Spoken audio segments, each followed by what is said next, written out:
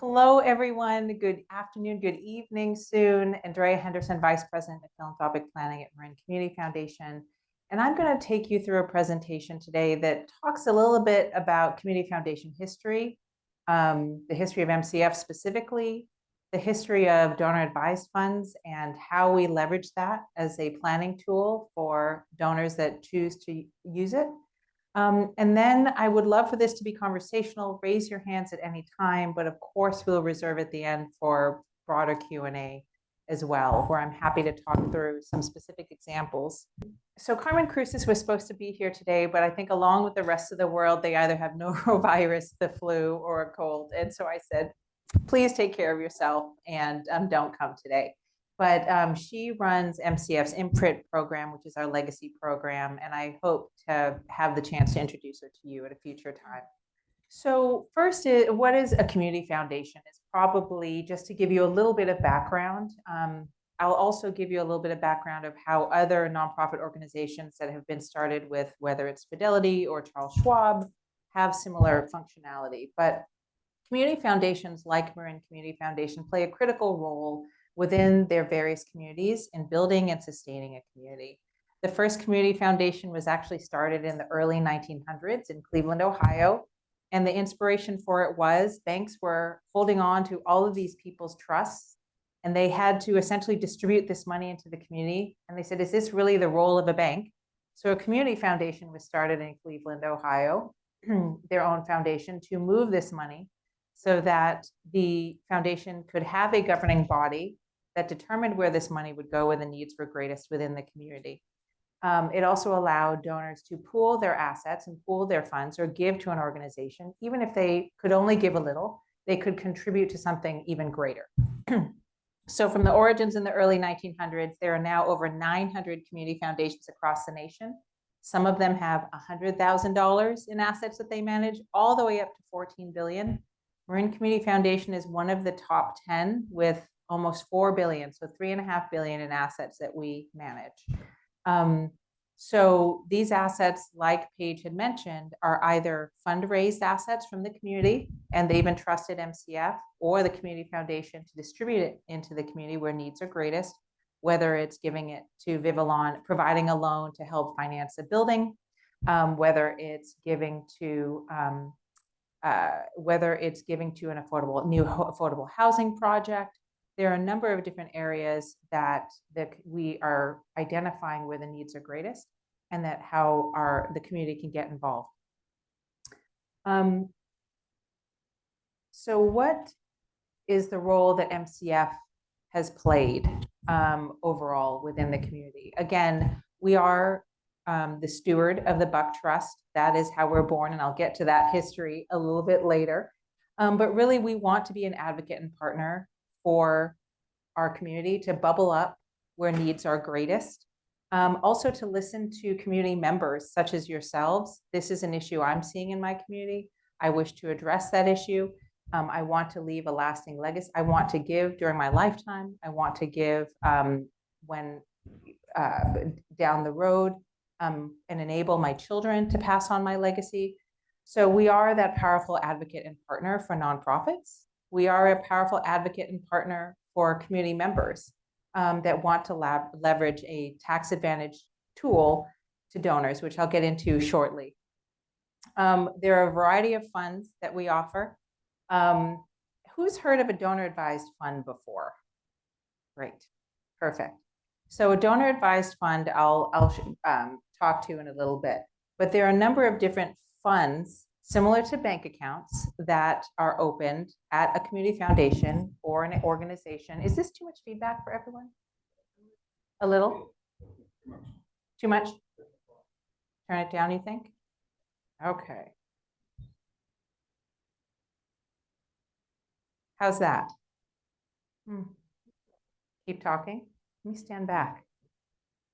Perfect. Sorry.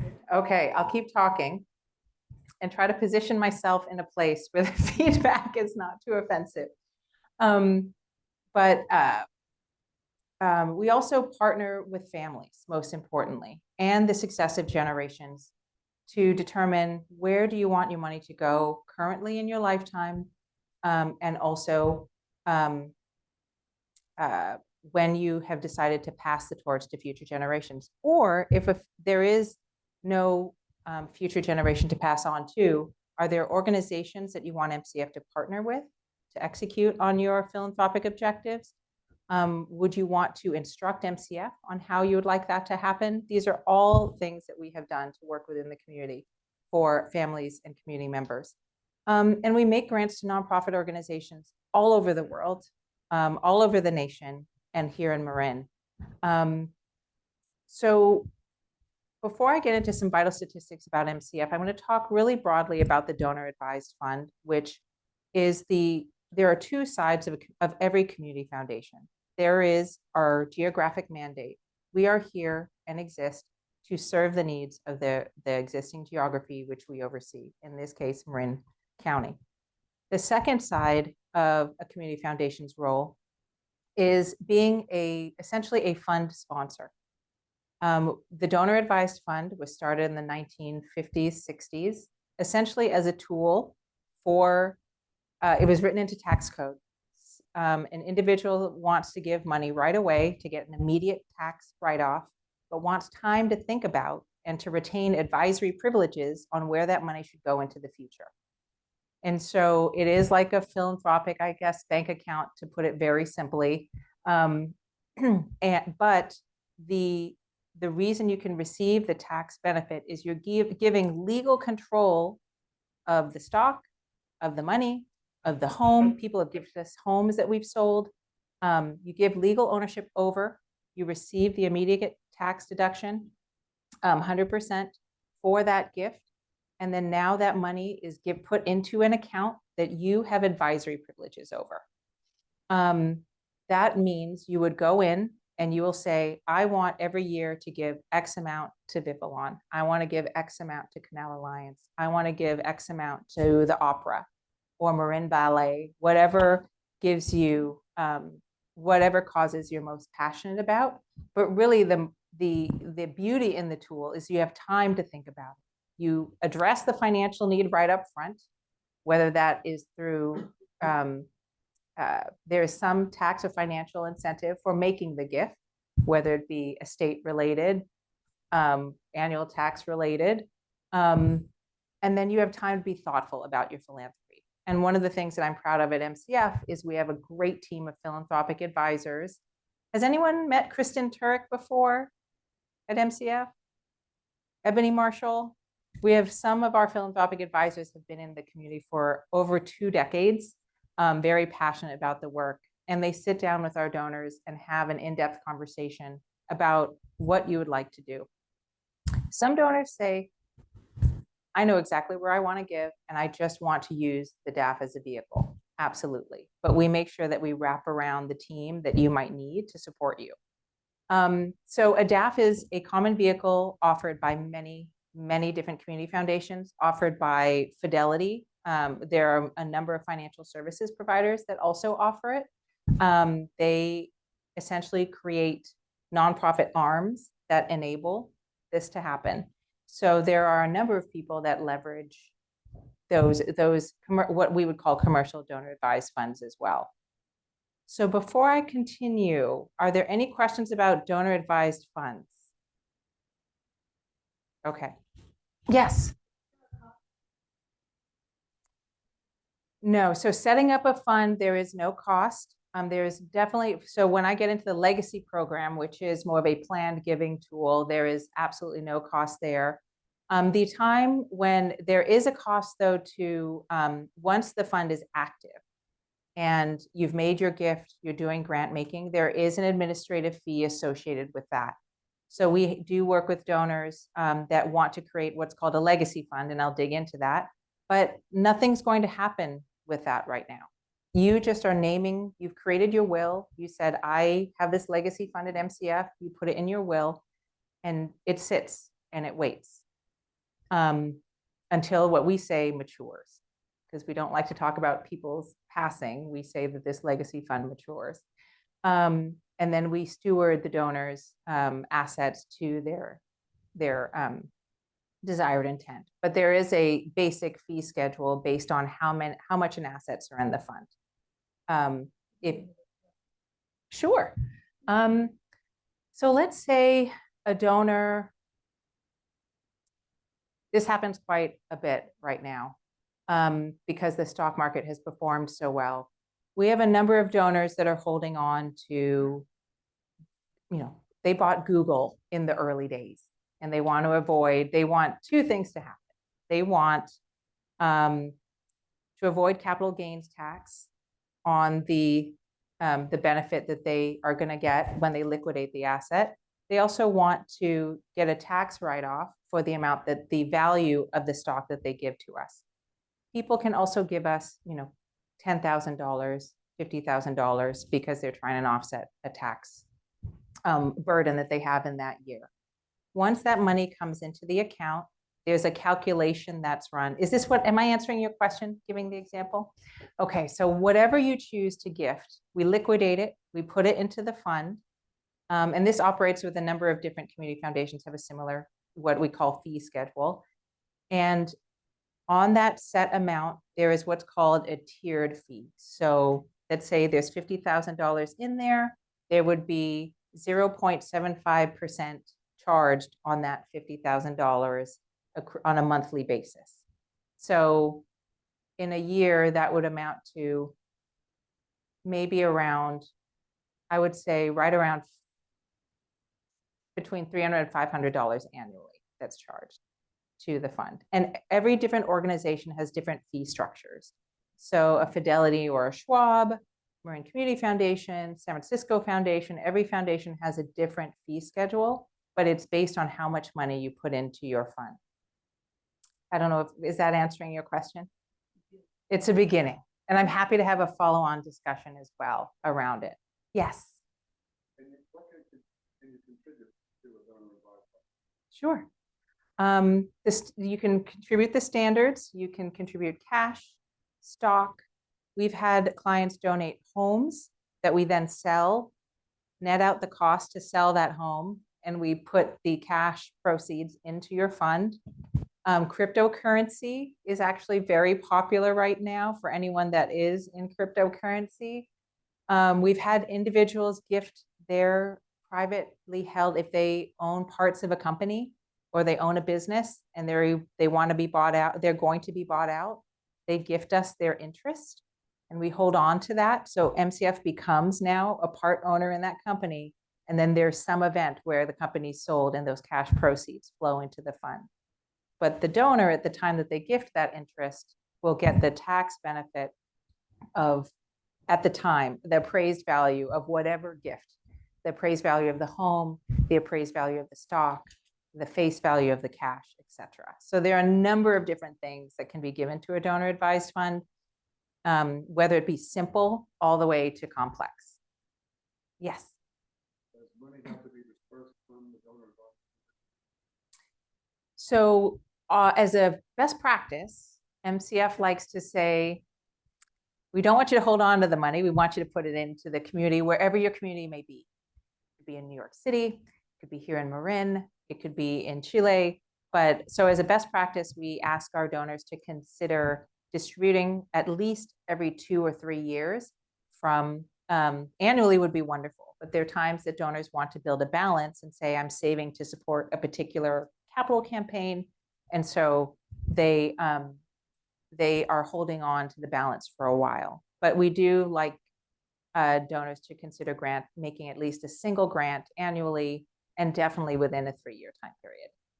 But there at this point are no official legal requirements for distribution from a donor advised fund, as opposed to a foundation, private foundation, for instance, which is required to contribute at least 5% a year. Yes. Yes. What's the difference between a private foundation and a donor advised fund? Sure.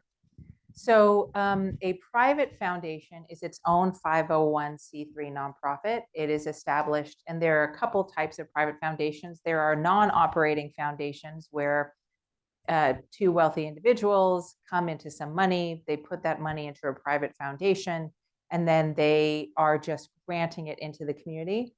A private operating foundation has programming. So there is a very popular, so for instance, if there's a foundation that I've worked with in the past called the Wexner Foundation, and they're very focused and passionate about Jewish culture and Jewish heritage. And so not only is the family privately contributing to that to fuel the foundation, but they've also developed programming for leadership development and for keeping the Jewish heritage and culture alive. So a private foundation, though, is its own 501c3 entity. It has to do its own, and as a result, similar to Vivillon, similar to Marin Community Foundation, it needs to do its own bookkeeping. It needs to manage its own money. It needs to do tax reporting. It has to run as a business. And there are different complications and things that are associated with that. Private foundations are also required to distribute at least 5% of their assets every year.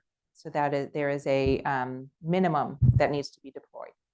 A donor-advised fund is what's called a component fund. Whoever is the sponsoring organization, and in this case, Marin Community Foundation is a sponsoring organization. Schwab Charitable is Charles Schwab, their foundation arm. That is a sponsoring organization. San Francisco Foundation is a sponsoring organization. And the donor-advised funds are essentially accounts that are using our 501c3 and number to receive all the benefits of our administration. We are overseeing them. So there is no need for donors that work with us and open up a donor advised fund to do any administration. We do all the tax reporting. We do all the financial reporting. When you make a gift, we're obligated to give you a gift acknowledgement receipt. When there are grants going out to the organizations, we do all of the due diligence, meaning, is this nonprofit in good standing with the IRS? Are they a nonprofit? Is, probably the first question. Sometimes, is it a fiscally sponsored project?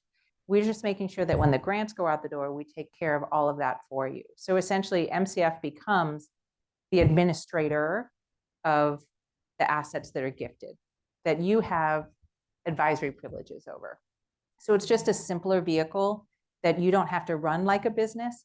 It's like setting up a bank account instead. I don't know if that gave some good differentiators. Yes. I was wondering, when you contribute money or property and it's converted to cash, and then it's being held by the community foundation, is it earning interest? Yes. So there are a couple options for our donors. MCF has a top-notch investment committee. They're a volunteer investment committee, but they come from a number of wonderful investment firms. And so we have 6 different investment pools that our donors can choose from to invest, and they can change the allocations. And so we have 2 equity pools that are invested in equities. We have a fixed income pool, a money market pool. So depending on your risk appetite from an investment standpoint, you can choose where you would like your assets to go. And some of the returns, of course, depending on your risk appetite, can be anywhere from 1% to 2%, all the way to what we've seen in recent years in the equity pools, at least double-digit, 10% returns. So you can invest in that way. Some of our donors, we have some donors that have at least 5 million in assets with us that can choose their own investment advisor. So they have selected a Goldman Sachs, or they've selected, there's a local wealth advisor in town who's outstanding, Ohana Advisors. They've chosen them to manage their money. And so we work with those wealth management firms to make sure that it's being invested responsibly. And that's what our investment committee does, is they oversee not only the pools that we have, but they also oversee and make sure the wealth managers that work with us are also investing the monies responsibly, because we have to steward it. We have legal obligation and fiduciary responsibility. All right. Yes. Okay, this is very interesting. Oh, I'm sorry. Okay. Well, so if you have the funds being invested Yes. and you have to distribute 5%, right? You don't, out of a donor advised fund, you don't. You can distribute as much as you want. So there are donors that work with us where they make a gift every year and they send it all out within the next year. There's some that they had some event, they had an inheritance, or they sold a business, and so they have a little bit more money that takes a few years to give out. All right. So my actual question Yes. then is theoretically then if you're earning more than you're giving, can you earn more than you're giving out so the funds continue to Yes. grow? Absolutely. You can So we absolutely. can't go on, you're gone and it Yes. just chugs on forever. Yes. And so what we Okay. do in working with our donors is we essentially create what's called a fund agreement. And most fund agreements are simple when people are living because they make their decisions. There's some that want to be a little bit more instructive because they have a few family members in play and they want everyone to play by the same rules. So philanthropy is a thing when you get families involved. And philanthropy can be a wonderful place for everyone to get together, but we make sure in fund agreements that there's a set level of everyone's on the same page with how they want the money to be distributed. But the most critical part is things happen. Someone gets in an accident, the donor gets into an accident, something happens where they have to resign as an advisor, whether by death or incapacitation. In those cases, we build what's called a legacy component into our funds. And we ask you, if something were to happen, what do you want to do with this money? And donors have a number of different choices that they've come to us with. They've said, MCF has full discretion. I trust you. You know where to go. I only want to give to these 3 organizations, X amount a year for 5 years. But if one of these organizations disappear, I need you to find a new one in its place. So we have that responsibility. So we have donors that get very detailed on their instructions or what we call their donor intent. And so I want to make sure that I tell the story about the Buck Trust. Who's heard the Buck Trust story? But I'll get to that after we get through some questions, but it's a fun one. But yes, so if the assets could go on forever, or donors can decide to spend down in their lifetimes, or if something happens, we always have a plan B. Or when I'm talking with donors, I strongly encourage that there's a plan B because you just never know. And I don't want to be, and our organization doesn't want to be in a place where we're not stewarding donor intent to the levels that we would be proud of. Does that answer your question? Okay, yes. Too specific, but if you know that you have an asset, a home or something that you want to go to a 501c3 when you die, does it make sense to put that just in the will or to put that in a trust with or a DAF with Marin Community Foundation? So we've done it in a couple ways, and it really depends on the nonprofit that you're leaving it to. There are many large nonprofits that have the infrastructure and capability to accept a home and sell it. There are a number of other organizations that are smaller that we help facilitate that liquidation and distribution.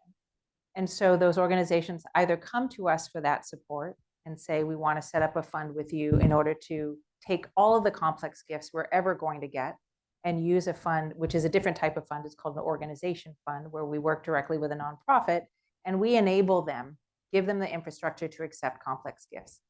But there are also other donors that they create a legacy fund, and X% of my estate, which will be a house, some, whether it's cash. We've gotten triple net leases in Jack in the Boxes that we've held. So there are times where donors give us everything. We hold on to it and figure out how to liquidate it in the right time and responsibly, and then distribute it to the organization. So it really depends on the situation and if the organization that you ultimately want to give to is large enough and has the infrastructure to accept complex gifts. And if not, we are a resource, and community foundations across the nation are a resource for accepting complex gifts. Yeah. Can we pause so I can tell you about the Buck Trust a little bit? Okay. So let's talk a few vital statistics about MCF. So we give out about 200 million grants annually. There are over 800 funds, 500 families that we work with, and they are giving out at least 200 million a year. And they give to many different causes: education, healthcare, the environment, social services, you name it. They are giving out grants. They are giving out loans. They're making what's called impact investing. So they are making direct investments in social enterprise or environmental for-profit entities we have an impact investing program. Since we started almost 40 years ago in the late 80s, we have granted out $3 billion in total. And we work with donors across the Bay Area and across the nation. About half of the donors we work with are here in Marin County. The other half are elsewhere in the nation. And they are making distributions or grants to local organizations here, regionally, all over California, across the nation, or all over the world. So there is kind of the sky's the limit, or the world is your oyster when it comes to where you want to give. There is some complication with international grant making that MCF takes care of. We have a partner that helps do due diligence for international grant making because we have to do some due diligence on those. It's a little bit more in depth than a US nonprofit. And then we are the distribution trustee of the Buck Family Trust, which is of the $3.5 billion or so of assets we steward, about $1 billion of that is from the Buck Trust. So let's get to the coolest story ever. So the Buck Trust, so this is Beryl Buck. Leonard and Beryl Buck was a family or a couple that lived here in Marin County. And in her trust, she stated, I want my estate to go to, and San Francisco Foundation was the steward of this. I want all the assets from my estate to go to the San Francisco Foundation, and they have to administer this to the needy in Marin. That is my mandate. She passes. The money goes to the San Francisco Foundation. A few years after her passing, part of her estate included almost 70,000 shares in the Bell Ridge Oil Company, which was worth $7 million. And then when it sold to Shell, after the embargoes were lifted, it was worth $250 million. And this is when San Francisco Foundation said, does Marin County need that much help? And so the county of Marin rose up and said, it will. And this is what the donor's intent was. She endowed this money to us. And so Marin County, the community of Marin went to court against the San Francisco Foundation. And that's how we were born. 400, Wells Fargo was named the investment trustee. So they hold the assets of the endowment and they invest it. And we meet with them regularly. Our board does. And we are talking with them often. But MCF was named the distribution trustee. And so we receive about 4.5%, 5% from the endowment. So endowments are capped. So a private foundation has to give at least 5% a year. An endowment has to be capped at 5% a year. So, so they designated this as an endowment. So every year we get 5% of the dollars. And this is meant to be invested and held forever to be given to the needy in Marin. So we were born out of the legacy of a single family. And over the course of decades, we've now grown that to about over 500 families and $3.5 billion in assets. But the Buck is still such a great story, and one that we are really founded in the sense that donor intent is important, and that is something that we take pride in. And so in every aspect of the work we do, when our philanthropic advisors sit down with you, when I and my team sit down with you, understanding intent is very important. And we ask a lot of questions. Some of them are questions that you may not have thought of yet. So anyway, so that is the Buck Trust, but also their money has gone to amazing things, including the Buck Institute in Novato on the Hill. The Buck Institute for Aging has done some really cool research. This is not a plug for them, but I always like to say, if you have time and you want to take a tour, they have some cool research studies. They had this focus powder that I tried. I don't know if it really worked, but they do a ton of, you mix it with water and it's supposed to increase your focus. So we'll see, but they do a ton of great research in order to improve health span, which is such a critical part of aging. Because we just want to have a healthy aging experience. Yes. The little plug to the Buck Foundation. They're actually, with all their research that they do, they're actually, one of their researchers is going to be here giving a talk on February 26th from 10 to 11 on how to be your own geriatrician. So anyway, there's some flyers in the back too. So kind of full circle on that. Yes, all the researchers are outstanding, and they do great work. Yes.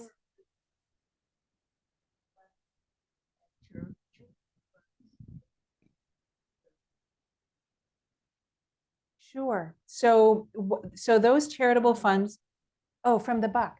So we do in our, the way that it is, we can break out all the grants that we have given out from the buck in terms of pie charts of which organizations and things of that sort. Yes. I need to go back to our Marin 24/7 team and see what's the easiest way to get that to you. But the 500 funds of the donors that we work with, where their money goes is commingled with all the grant making we do. Some of our donors want to keep their giving private.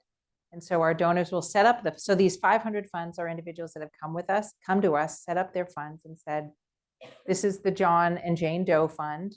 So they have their fund name on it, but we never want the nonprofit to know who it came from. Or there are times where they say, we want the nonprofits to know where it came from. So donor anonymity is really important to us if they request that. So for the 500 funds where we're working with individual donors, we do not share where their giving goes. They can choose to share when they're making grants from their fund and when they give to Vivillon, for instance. I'm sure you've seen whether it's Fidelity or MCF, the name of their fund and the individuals that advise the donors on those funds are listed. But I can, as a follow-up, I will leave my contact information. If there's anything you want to see about where we've done our grant making, not only from Buck, but also just at a high level where our donors have given, whether in Marin or elsewhere as a collective, happy to give you more details. Yeah. Any other questions on, yes?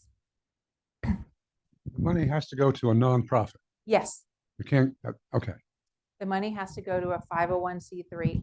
There are some nonprofits that start before they have their own 501c3 status.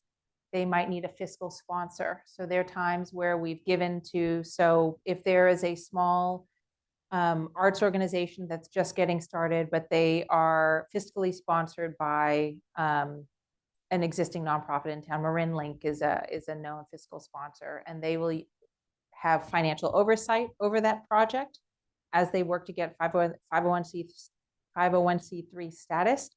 We can give to a fiscal sponsor. So if you identify a project in the community that has a fiscal sponsor, we can give to that fiscal sponsor and designate to that project. But it does have to go to a 501c3 entity. Yes. I thought I heard you say you make loans. Yes. So we do make loans in two ways. So we have what's called an impact investing program. MCF also has its own community loan fund where we work with nonprofits in town that are building a new building.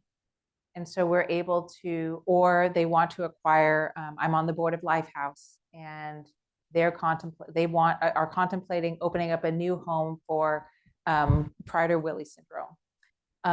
And so they need financing support. And instead of going to a traditional bank, they want to explore working with Marin Community Foundation to do financing for it at a lower interest rate. So that's how we can do loans as well. And so donors that give their assets to us, they can structure, instead of making a grant, we will work with them to structure their gift as a loan, and you will get payments back with interest. Okay. They pay you back. So it goes back into your fund. So we have had donors do that where they've done a loan to a local nonprofit, and then that grant is essentially recycled with interest. There's also what's through our impact investing program, the way that you can make a gift or contribute or invest in a for-profit company is through impact investing. Who's heard of impact investing or the concept before? Okay. So there was an accelerator. I'll give an example of a company that a donor of ours wanted to invest in. There is a women's social enterprise out of Africa. They produce clothing, baskets, and they are bettering women in Africa because they're giving them a livable wage, how to start their own businesses. And so we had a donor that wanted to support them by making an investment in this company in Africa. And so we work with a partner called Impact Assets, and they do all the due diligence on the company to make sure, whether it's here domestically or in another country, that it is a for-profit company that has some social or environmental impact. And so it can be a for-profit company that has that lens on it. And that's where our donors, similar to the loan, they can make a direct investment through their donor advised fund assets. They say, I want to contribute $10,000 to this company. And it's locked up for a long time because that company needs time to grow. But our donors also make their money back. They have to accept the risk that this may go to zero, but a grant goes out the door too. So, but this is a way that donors can make an investment that can yield a potential return if the company either goes public, grows to a certain size, and can now run independently without other investors. So we have offered alternative ways that our donors can give to organizations, and some of them for profit in unique circumstances. No, but we have to do it through impact, and they have to display. It has to be structured as a direct investment, and they have the for-profit entity has to display that they're having some social good or positive impact. So there are times that you can make an investment in a for-profit company, but I would say the lion's share of the giving, a donor advised fund, when making a grant, has to go to a nonprofit and a loan, frankly. Yes. That just sort of reminded me of there was an institution called Kiva. At Mhm. one point, are you familiar with that?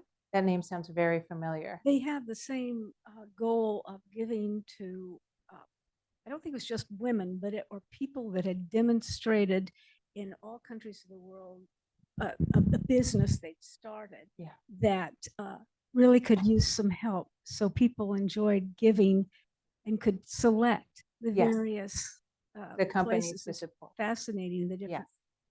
people. Exactly. Yeah. Any immediate questions? And I'll talk a little bit about our legacy funds specifically. Okay. So we've talked a lot about donor advised funds, which people do use.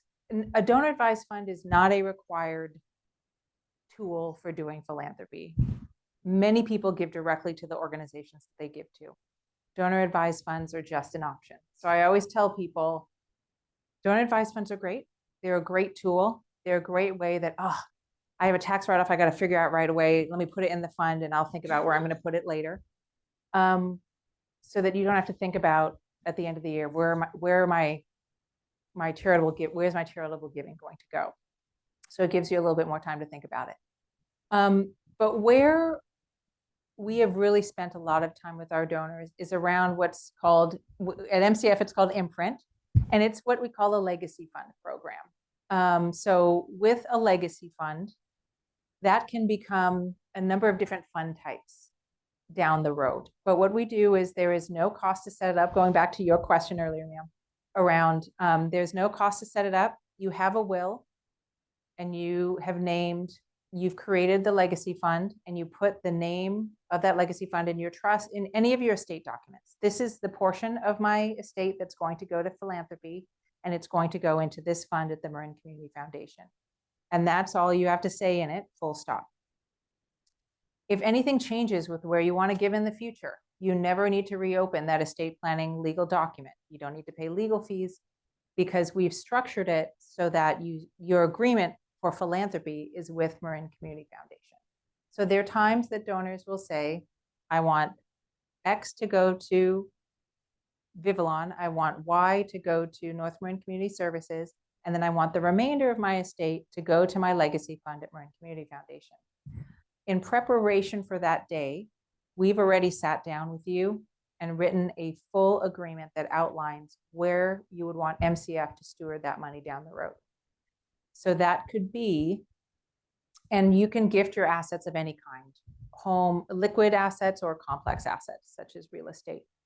The other day, I just accepted a gift of gold coins that we had to liquidate. So thank you to Gold Hill Coin. So the agreement that we sit down with you and construct is at no charge.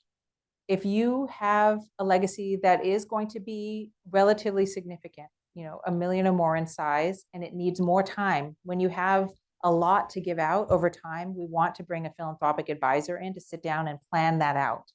So let's say your estate is $500,000, $1 million. There's some, you know, 2 million or more. And we have to figure out over what time period you would like this money to be spent. Do you want it to go out all right away? Would you like it to go to specific nonprofits? Would you like it to go to fields of interest instead? And MCF will do the research and figure out, okay, I care about women's rights. I care about the environment. I care about the arts in schools. And we ask some very specific questions around what you're passionate about to start. You can come to us and we can change it at any time. So I always tell people, because I've spent months on agreements with our clients, and I've said, we can change this. Please don't feel that it's one and done. We can meet annually, we can meet every 6 months, and we can reconstruct this or rebuild this if you change your mind. And we have that. Carmen is wonderful on my team, and she's meeting with our donors on a regular basis that have legacy funds. They don't do any lifetime giving with Marin Community Foundation, but we're sitting down and making sure that you know what's going on with MCF, that we're still a solid organization. We're one that you can trust. We're still around. Sometimes you create an agreement with someone and you never hear from them again. And so it's important to us to stay involved, even if you don't work with MCF in your lifetime. But we'll always ask you when you set up the legacy fund, or if you set up a legacy fund, do you want this to change?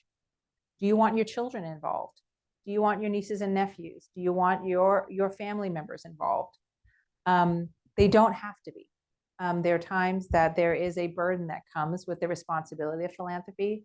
And we also inform our donors that if you give us detailed instructions, we can, of course, keep your family informed, but they are in no way obligated to be making the decisions.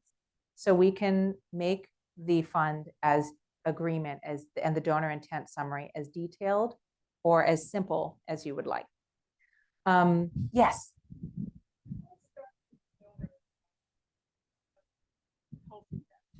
Yes. Says I'm not going to be around much longer. Yes. Can you then flip it with relative ease into a legacy fund? Yes. So the donor, what often happens is the donor says, something has happened. I'll use your words. I'm not going to be around for much longer. I never constructed a legacy component of my fund. Can we talk about it? And so we have a meeting in any way, shape, or form, virtual, in person, and we talk about what they would like to do. And that can be changed to, I know exactly the nonprofits that I want to give to.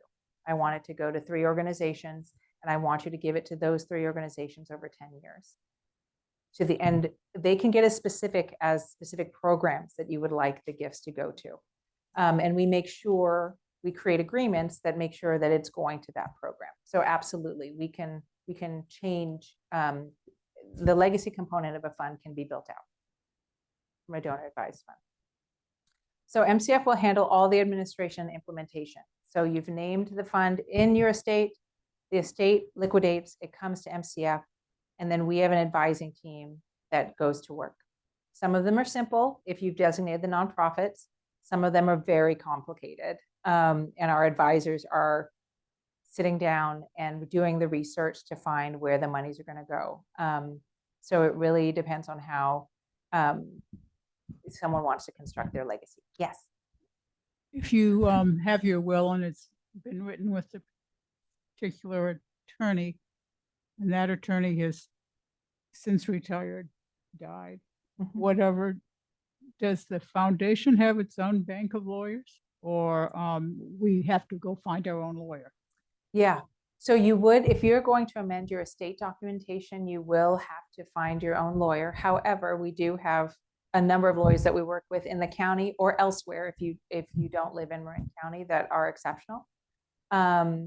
We also have fiduciaries that we worked with as well, especially if someone doesn't have someone named to execute on a trust, etc. So, I'm trying to think of some real life examples before I dig into some questions. I want to give some real life donor examples. I'm not going to use names, but I do want to kind of show you how in depth that our legacy funds can go. Late last year, I worked with a mother-daughter pair. They are doing a legacy fund together. Her mother lives here in Marin County. The daughter does not live in the county, but is passionate about causes where she lives. So it is a two-part legacy where a portion of the estate will come to us when her mother passes, that will start going to specific causes. And then when her daughter passes, which will be many years from now, because she is, I hope, because I don't think she's even 50, that they will have a joint legacy fund together. And we've built out to a T what's going to happen around when her mother passes and what's then going to change in their philanthropy when the daughter passes. So they gave a portion to MCF to steward where the need is greatest. Her mother wanted that. And then they outlined very specific nonprofits that they wanted to give to in the markets or the geographies that they live. But that is a very long time that we're stewarding a relationship, and we're happy to do it. And it's two-part. One of our more complex legacies that we built recently is there's a husband and wife. He actually had a very different philanthropic objective when he first came to us. He said, I want to give to XYZ causes, I'm great. And then he got sick with a condition that impacted him personally. He's alive and well, but he became very passionate about a very specific condition. And he goes, there is a doctor that changed my life, and I would follow her research and fund her research to the ends of the earth. And so we completely reconstructed his legacy plan in the past 6 months to follow this doctor. And he goes, she works here now, but I want MCF, if she does not work at this university anymore, or is no longer doing this type of research anymore, I would like you to consult with XYZ agencies and find a new place and a new doctor and a new form of research to fund. It took some time and a lot. If this one took quite a few months to construct because we wanted to be sure. It took a long time to actually get him to the point that he told us verbally that it's this doctor he wanted to follow. So there was a series of questions and meetings that just got to that. And once we got there, then we started asking questions. Well, what's the plan B? And so this was quite an involved process, and it was quite a bit of soul searching. And for him, it took a lot to even say that the causes that I had first come to and outlined to you just don't matter as much to me anymore. And that's okay. So I think just getting him over that hump too took quite a bit. Because you feel like you're backing out on a commitment, but your philanthropic objectives and the things you're passionate about are allowed to change. So that was a really, I don't want to say fun, but it was a really rewarding experience. We worked with a philanthropic advisor to sit down and start to build this out into their donor intent. And now he's got that peace of mind that we're going to follow this doctor, we're going to follow her research, but we might talk to him 2 years from now. The doctor's retired, so we can revise the plan while he's living as well. So you never know, but there are a number of really neat conversations we've been able to have with our donors. Any questions about setting up a legacy fund? Yes. Yeah, no, you can ask any question actually. Yeah. So do you have, because when you start thinking of where am I going to give it to, Mhm. that maybe you don't have enough information about one or two you know in that arena, like education Mhm. for underprivileged children, Mhm. and as one, homelessness. Anyway, it goes on and on, but you must have something to share with people. They don't come in with their own Correct. ideas. Yes. So if someone comes in without their own ideas, that's when we sit down with the philanthropic advisor and start asking those sorts of questions. We start formulating your own personal mission, vision, and values that then informs how does that translate into your giving. And if it is education, then it's asking questions like what type of education? Is it K through 12? Is it adult education? Someone, a veteran coming out and going into the civilian life and having to retool, learn how to work in a civilian environment, or the trades, whether it's working just mechanics, whatever it may be. So we start asking questions that are very detailed around that.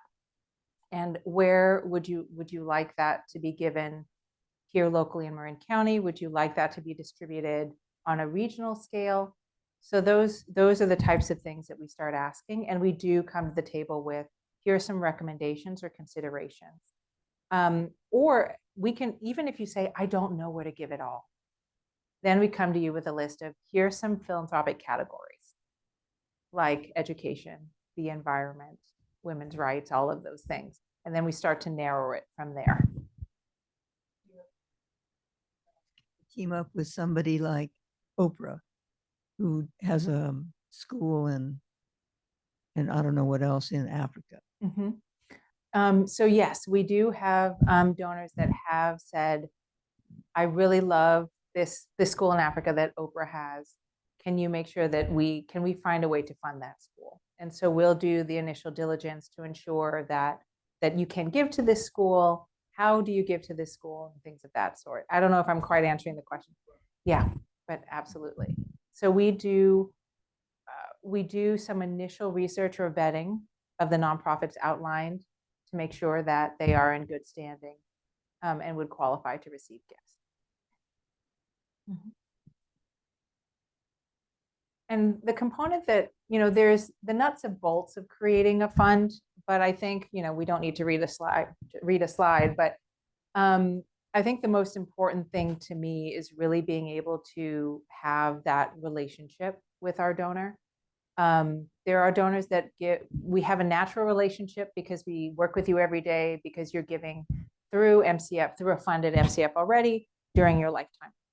But one thing that's important with our legacy program is that you can choose how you want. We're going to reach out to you. We're going to ask you how you're doing. We're going to get to know you. We're going to revisit your agreement to make sure everything is in order. We're going to provide, there's this wonderful woman that does love letters to family. And they come and we sit down and we can do we've done workshops, or we'll start to do workshops that allow people to write, help put into words how they feel about individual family members and create letters to write to family, not just on philanthropy, but broadly. But we want to have a relationship with our legacy donors, just because in many cases, legacy monetary relationships don't start until someone passes. But by then it's too late to have a relationship. You can't have any sort of a conversation. So one thing that I do want to reiterate is we don't want to wait till someone is in a state before there's a relationship. And I think it's very important to us as an organization that we are everything about how we steward our donors' intent is critical, whether you're doing it during your lifetime or as a legacy. So with that, I will open it up for any more questions. I know I've covered a lot about MCF, funds, our legacy program. Anything else that I can answer for you? Yes. So a phone call is made and I'd like to come in end of the month to start a dialogue. I'll come in with some amount in my head, Yeah. some focus. Is it 6 months, a year before it all comes together? I would say some of the fastest, oh, I'm sorry, yes. Yeah. There isn't a specific answer I'm looking for. I'm looking for an estimate. I mean, is Sure. it, I assume it's months, but Yeah. yeah. Some legacies we've built in a month. There's some legacies that have taken 6, I'd say 6. I'd say, yeah. From the first meeting to a final document, probably 2 to 6 months, depending on how complicated the legacy is. Any questions? Any other questions? Yes. Serve as an executor in an estate plan, a irrevocable living trust? So we do not serve as an executor. There are I think there was one time that we did it, which is probably why we said we wouldn't do it again. It's very complicated. And I think we are experts in philanthropy. And I think where we want to be mindful is that being an executor on a trust takes a very specific skill set. And so we want to make sure that there are fiduciaries involved, or there are banks that do it as well. But we do not serve as an executor. We do execute the philanthropy once the estate does liquidate and come to the fund. And so we own it at that point, and we make sure it goes out to a T. But the estate overall and executing on the trust, we do not.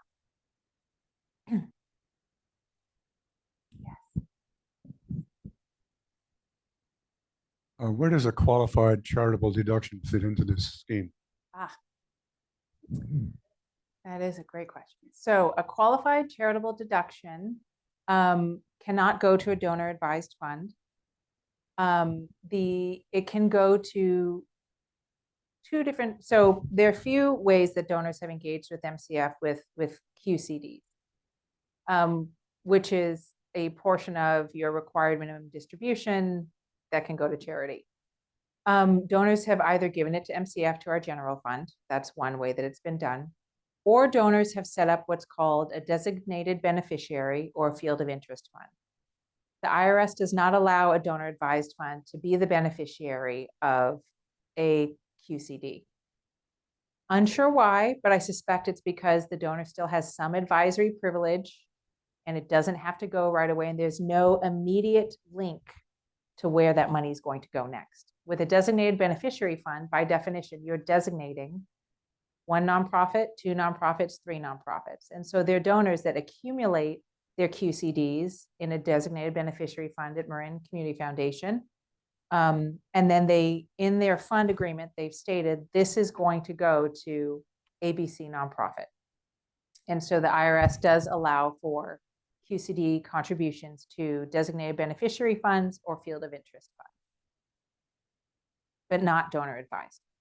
Well, thank you so much for having me. And if there are any other one-off discussions, more detail that you would like to get, I know you had some questions around fees overall. I'm happy to share that with you as well. Or even talk about any community questions that you have. What are the things that you are passionate about in the county or elsewhere? And if there is any interest in kind of brainstorming and learning more about where you can have an impact. Happy to have an open discussion and conversation. Excellent. I thank you, Andrea, again for coming. We really appreciate and I'm sure we'll be inviting you back. Sounds like people would love to hear more. So I know I learned a lot today myself. So thank you.